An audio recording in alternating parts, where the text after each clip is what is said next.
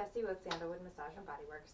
Today I'm going to be going over different advice and tips and tricks you can do to help prolong the effects of a massage, or things you can do in case you think you really need a massage or you can't get in right away, or to see if you really need a massage. Different things you can do to loosen up the muscles that are good anytime, honestly, as well.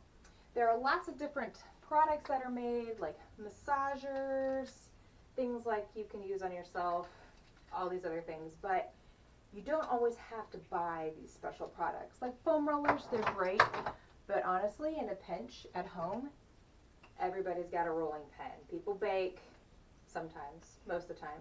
They're really good to roll on the quads, or your legs, or your arms, or even your obliques and the back.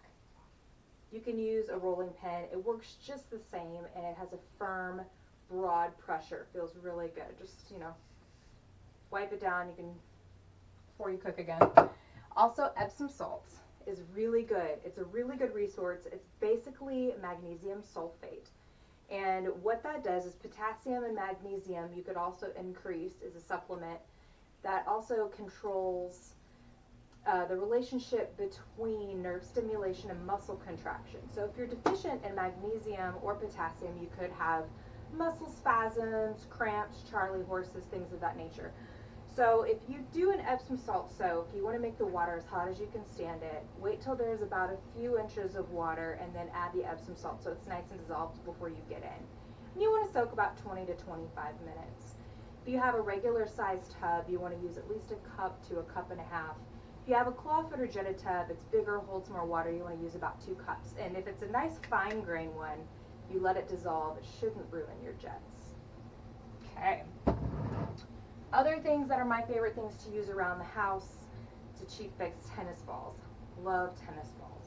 You can roll them under your feet if you have plantar fasciitis, or you can take one out or even 2 out, and you can go against a wall here and put it on your back and just kind of go roll it. And that's a really good way to get in between your shoulder blades and down the back. You can use a couple or one at a time. Really great stuff. You're also going to want to do stretches, different stretches. If it hurts, sometimes it doesn't need to be a formal stretch as long as it feels like it is pulling and stretching the area that's tight. Now, you don't want to over exaggerate or stretch like past a really painful point. If your body's telling you to stop, you need to listen to it. So though, hold the stretches for about 20 to 30 seconds for them to be the most effective. If you do it short, it's kind of like a rubber band. You just stretch it, goes right back, or you could potentially stretch it too far and pull something. So make sure you do a stretch that gets the area, but is like nice and slow, and you hold it for a good 20 to 30 seconds. Follow us on Instagram, Facebook, our YouTube channel. Going to have lots of resources to come and different types of services to see. Have a great day, and we'll see you in the next video.